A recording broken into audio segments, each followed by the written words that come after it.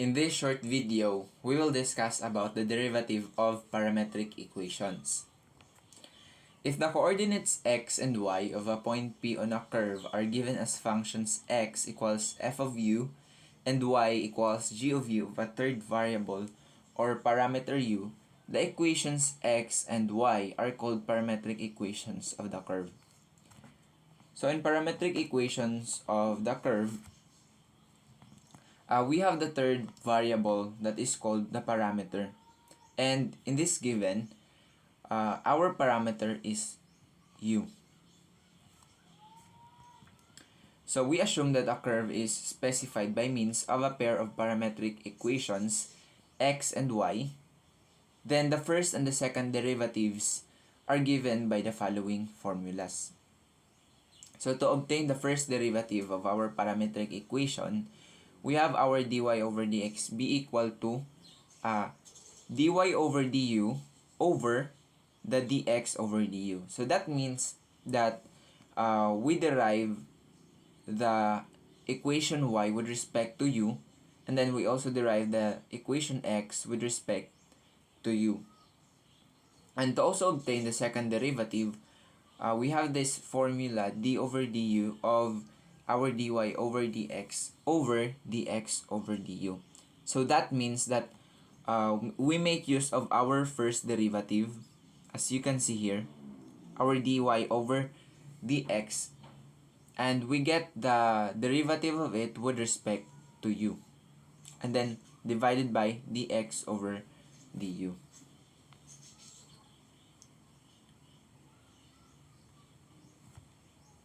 So here is our first example. If we need to find the first derivative and the second derivative of our parametric equations, if x is equal to t minus sine t and then our y is equal to 1 minus cosine t.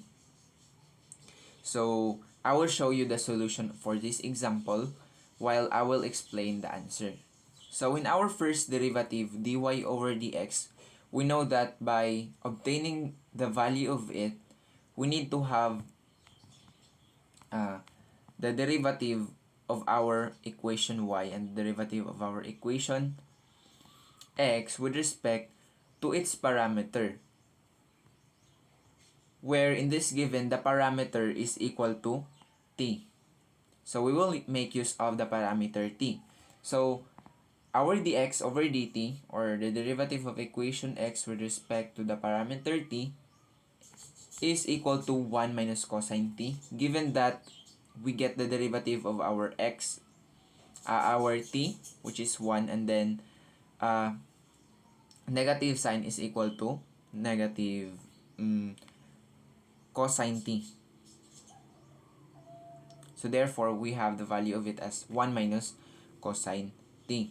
And then our y, or the derivative of our y with respect to t, is equal to sine of t, because as we get the derivative of our 1, that is equal to 0, then minus the derivative of our cosine t is equal to negative sine t.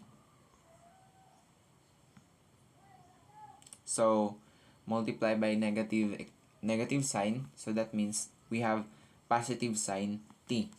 So now we have the value of our dx over dt and dy over dt. So therefore, we can have the value of our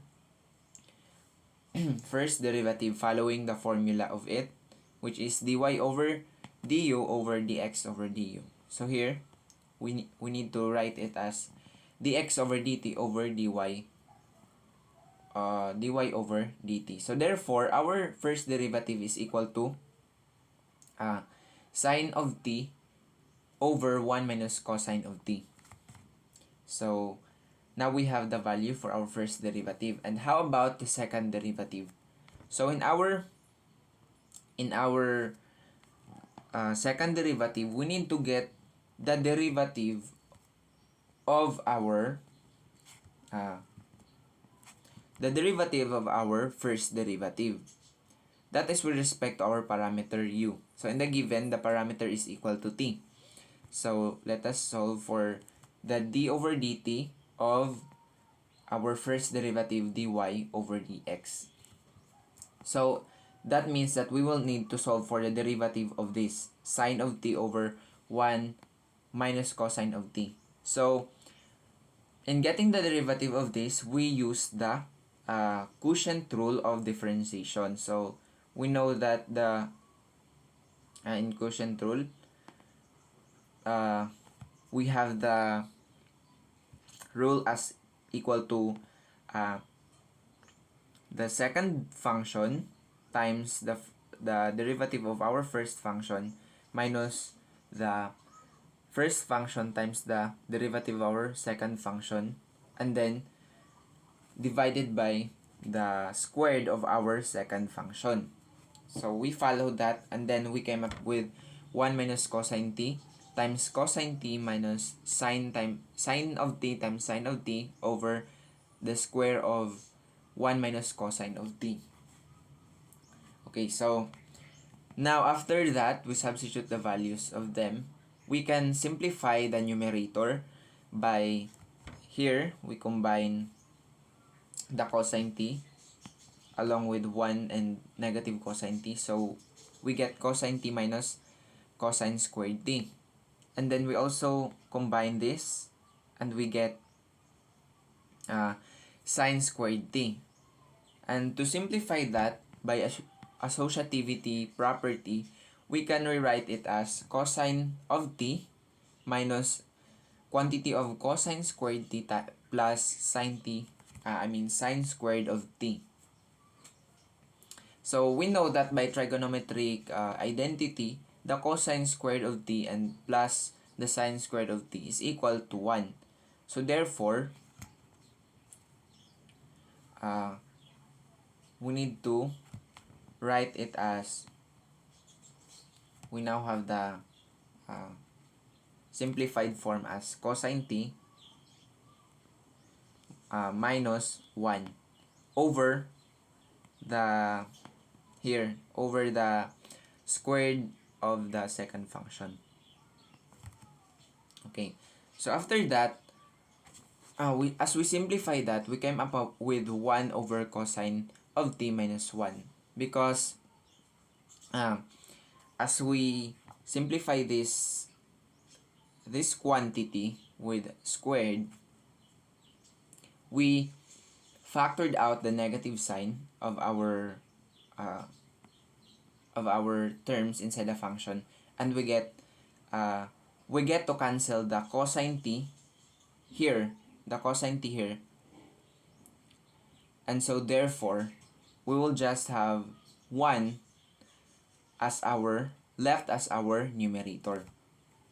So now we have the 1 over cosine t minus 1, and then we can now have the value of our derivative of our dy over dx, as equal to 1 over cosine of t minus 1. However, we still don't have the value of our second derivative, since we need to divide it according to the formula. We need to divide this quantity by dx over du. So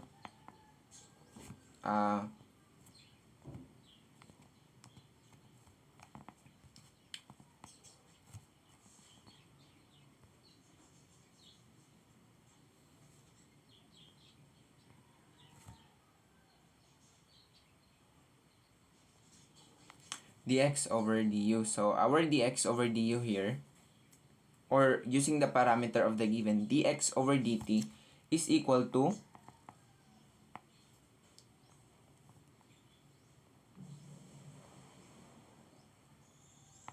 1 minus cosine t. So therefore, we need to divide this over this.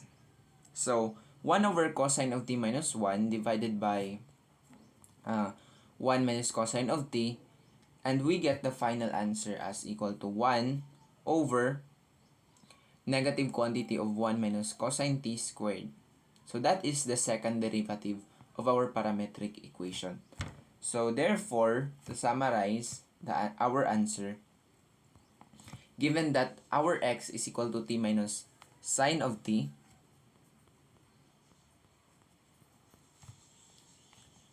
x equals t minus sine of t, and our y equals 1 minus cosine of t. Therefore, our first derivative is obtained as the sine of t over 1 minus cosine of t. And then, our second derivative is equal to 1 over the negative quantity of 1 minus cosine of t squared.